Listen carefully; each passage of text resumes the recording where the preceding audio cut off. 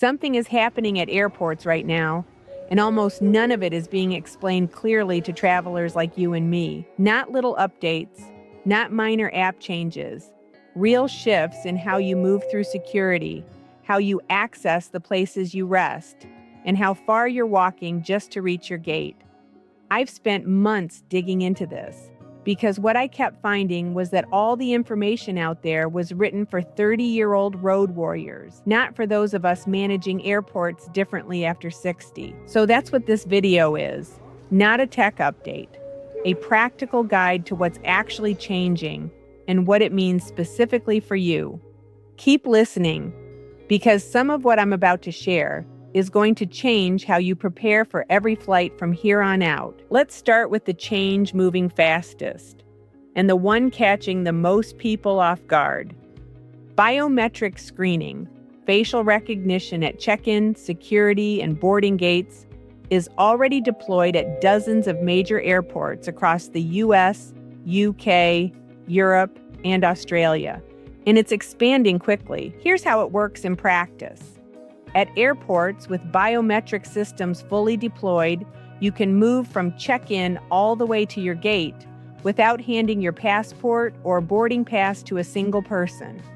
The system scans your face at each checkpoint and matches it to your travel documents automatically. When it works, it is genuinely seamless. But here's what nobody's telling you. There's a gap forming between travelers who've enrolled in these programs and those who haven't, and that gap is only getting wider. I watched this happen in person. A woman ahead of me at a boarding gate, in her early 70s. She was clearly an experienced traveler, stepped up to what she assumed was a standard boarding scan. It wasn't. It was a biometric gate, and she hadn't enrolled. The agent redirected her immediately, calm and helpful. But I caught that flash of confusion on her face. That moment of, what is happening and why doesn't anyone tell you these things? I've had that moment myself, more times than I'd like to admit. Here's what you need to know. Enrolling in biometric programs is optional. Clear in the US, and if you hold a UK, Canadian, Australian, or New Zealand passport, Clear is now available to you as well when flying through US airports. You will not be forced through a biometric gate without an alternative, but the alternative lane is often slower. And after 60, standing in a longer line while managing luggage, medications, and everything else we carry, that energy cost is real. If you're comfortable with the technology, enrolling takes about 10 minutes, and you only do it once. If you're not comfortable with it, that's a completely valid choice.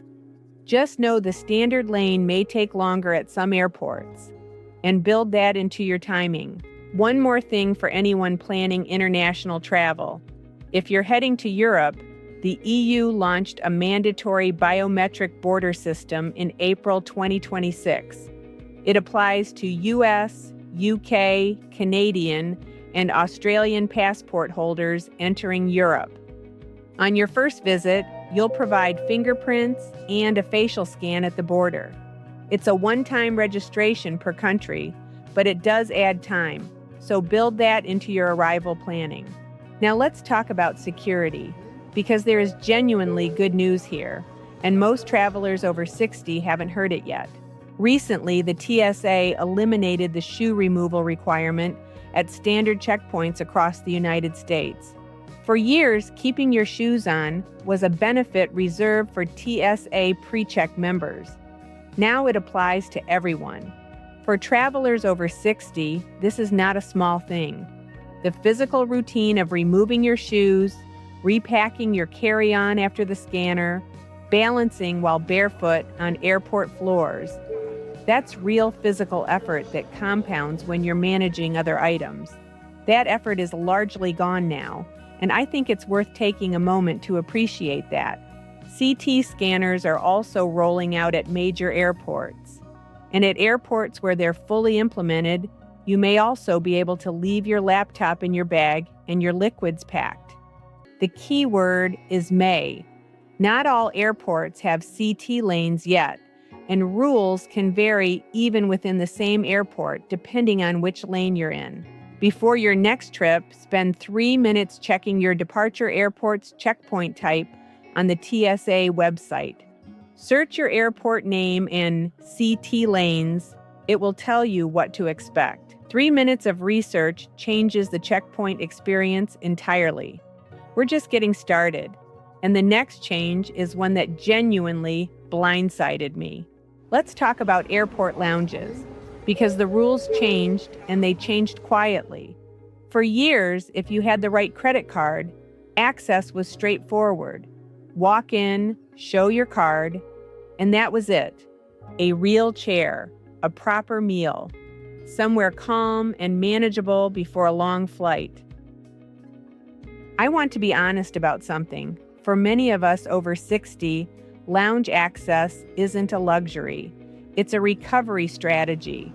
It's the difference between arriving at your gate drained or arriving ready to board. I discovered that about myself a few years ago. I spent 2 hours on hard plastic terminal seating before a transatlantic flight, and I arrived at my destination exhausted before the trip had even started. After that, I stopped thinking of the lounge as an indulgence and started thinking of it as energy management. Here's what changed. The cards that once allowed you to walk in freely are now adding guest fees, capacity limits, spending requirements, and in some cases, reservation systems. Some programs that previously included complimentary guests now charge per guest, or they require you to spend a set annual amount before any guest access applies.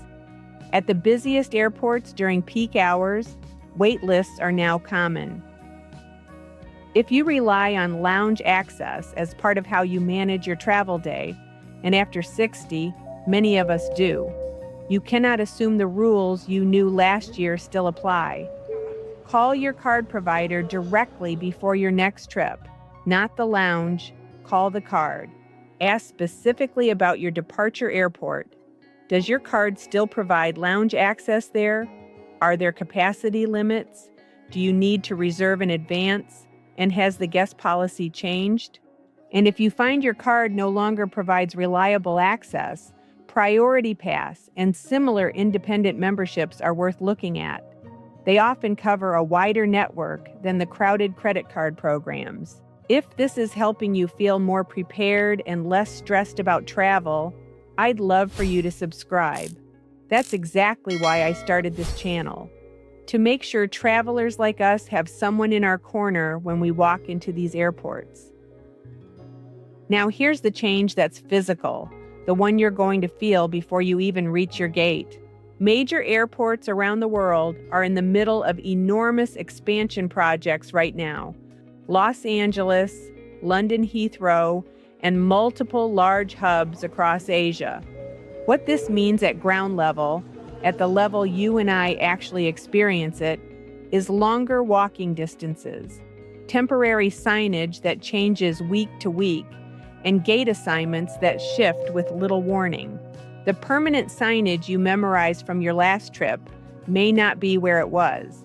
The moving walkway you counted on may be closed. The gate that was always a short walk may now be a 10-minute detour through a temporary corridor. For travelers over 60, construction airports require specific preparation. First, add extra time beyond your normal buffer. A construction airport needs an additional buffer on top of that. Second, download your departure airport's app before you leave home. A real-time gate update on your phone is faster than finding a departures board in a construction zone. And third, if you have any joint, balance, or fatigue concerns, this is the year to lean into requesting wheelchair or cart assistance. Not because you can't walk, because arriving at the gate with energy to spare is how you actually enjoy what comes next. And here is the bigger picture, because all of this is really pointing at something important. The airport experience is splitting. On one side, travelers who've updated their expectations and adjusted how they prepare. On the other side, travelers operating on assumptions from 3 or 4 years ago. The gap between those two groups has never been wider than it is right now. Here's what I've noticed among experienced travelers over 60 who are navigating this well.